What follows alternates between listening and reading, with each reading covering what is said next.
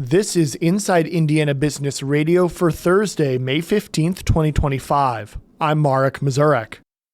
Surge Development LLC is pulling the plug for now on plans for a massive 775-acre data center complex in rural Hancock County. The quote megasite would have been located roughly between the Indianapolis Regional Airport and Tuttle Orchards along County Road North 400 West. The Shelbyville-based developer didn't have an end user signed on, but hoped the project would attract any number of large companies. Surge principal Chris King put out a written statement saying he is withdrawing his rezoning requests for now, but he hopes to rework the proposal with more specifics. Opposition to the data center project coalesced around Tuttle Orchards, which has been in business in the area for nearly 100 years. As planned, the data center would have gone in on the western edge of the farm's property. At an informational meeting for the project on May 8th, Tuttle Orchards co-owner Mike Rooney said, quote, "We believe that rezoning this large area of ground to industrial for data center uses with such a broad and unspecific plan poses a significant risk of adverse effects on Tuttle Orchards' ability to continue to exist and provide the experience and products customers want." The chief financial officer of Batesville-based Hillenbrand, Inc. will step down from his role at the end of June, the manufacturer announced Thursday. Bob Van Himbergen has served as senior vice president and CFO since April of 2022. Prior to joining Hillenbrand, he spent 15 years at Johnson Controls in various roles, including vice president and corporate controller. Hillenbrand said Von Himbergen has decided to take another position outside the company, but didn't specify what his new role will be. Hillenbrand has named Megan Walke as its interim CFO. The company will begin a search for Van Himbergen's successor. Hillenbrand stock dipped down 4% as of Thursday morning. From the number one source for Indiana business news, this is Inside Indiana Business Radio. To succeed, you need to stay informed. You need to be engaged. And let's face it, you need to set yourself apart from the rest by connecting with a company that brings you the best. Because in today's environment, business is an ever-moving target, and we'll help you chase it.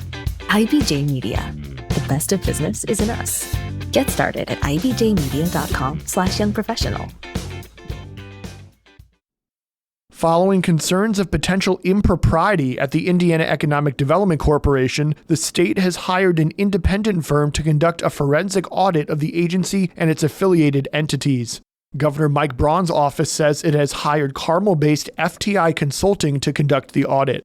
Braun said in an April 24th news conference that his office had reported concerns to the Office of the Inspector General regarding activities within the IEDC. At the same time, Braun announced a freeze of all state funds associated with the IEDC's spun-off venture capital firm Elevate Ventures. Spending from the IEDC's affiliated nonprofit, the Indiana Economic Development Foundation, has also been suspended. The April announcement came days after a wide-ranging report by Hannah News Service called into question the governance of the IEDC and its relationship with Elevate. Consultants are expected to begin their work immediately. State Secretary of Commerce David Adams previously said the audit is expected to take 6 to 12 months to complete. In April, Braun and Adams said they are waiting to see the audit's results before taking any additional steps, which could include changes to the IEDC board. Indiana Attorney General Todd Rokita is going after Notre Dame. In a letter issued Thursday, Rokita accused the university of potentially violating discrimination laws as well as jeopardizing its nonprofit status. This is the second time the university has come under fire by conservative politicians regarding its diversity, equity, and inclusion policies. In March, the U.S. Department of Education included Notre Dame among 50 universities targeted for allegedly using racial preferences and stereotypes in education programs. In that investigation, Notre Dame could face losing federal funding if found in violation.